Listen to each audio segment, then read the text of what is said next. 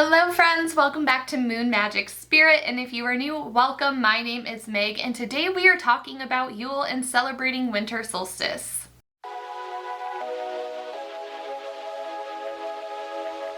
This is going to be like your go-to compact video, all the information about Yule and winter solstice that you need to know, especially if you're new to celebrating or just starting to get into celebrating, is going to be in this video. I'm going to share some different activities that I'm doing.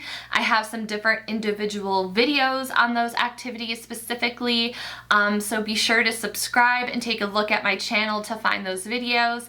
And I am just super excited to get into winter solstice this year. Last year, I kind of it slipped my mind a little bit and I threw it together last minute, but this year I really got into the spirit for winter solstice. It's like the first time in years that I've actually been in the spirit to truly celebrate the meaning of Yule and winter solstice. And I just wanted to share the decor items that I have, how I'm setting up my altar, some of the different things that you can do to celebrate, the crystals that I like to work with, activities that you can do to celebrate winter solstice or Yule. And you don't have to do all this on the day of Yule. You can celebrate, as early as you want, and you can carry it on, for a little while afterwards, because we have spring equinox coming up next. So, yeah, I hope you're excited for this video like I am, and let's roll into it. Yule is known as the winter solstice, and it occurs on the shortest day and the longest night of the year, which in 2022 is Wednesday, December 21st. Usually it's sometime between December 20th and 22nd in the northern hemisphere, and it marks the return of the sun and celebrates the beginning of a new cycle as daylight begins to lengthen. We have more sun in the day. So a lot of the coloring that I use for Yule is evergreen. It relates to winter and what's abundant in the winter, but also we have orange that we're using and lemon, and that represents the sun and the return of the sun and the celebrating that the sun is going to be around longer. And another crystal that I use is a sunstone, so it's really just celebrating the darker days being gone and starting to get shorter and shorter again. So some themes of Yule is hope, which can relate to the star card in tarot, rebirth, which can relate to the death card in tarot, new cycles, which can relate to the wheel of fortune in tarot, and the return of the sun, increasing light and joy, and of course relates to the sun card in tarot. So if you work with tarot, these are some cards that you can set out, and I'm going to be using my Animal Mundi deck for this because I really feel like it has a winter solstice, like woodsy theme to it.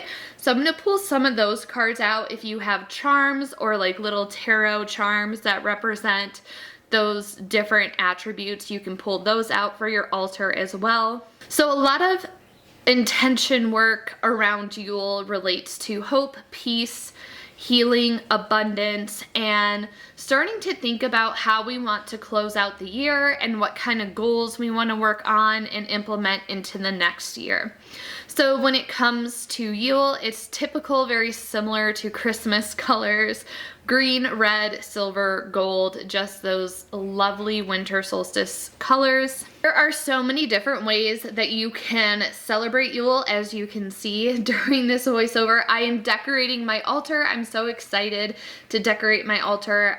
If you want to see a decor haul, I have that linked up above. It's on my other channel. I was doing Vlogmas on my other channel, and I was incorporating some of my occult stuff and some self-care stuff. So if you're interested in that playlist, I will also have it linked up above, and both things will be linked in the description box.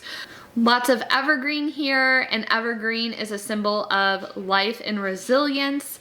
We can use a lot of red, white, and silver and gold. You can put this in your candles and your other decor items. You can also use crystals and herbs to decorate your altar as well.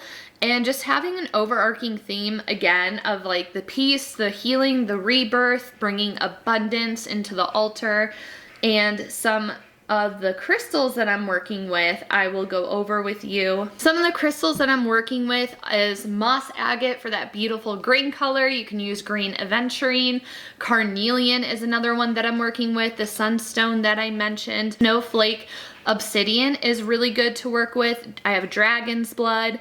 Again, more moss agate, citrine, some clear quartz, and I also have some shells which represent prosperity.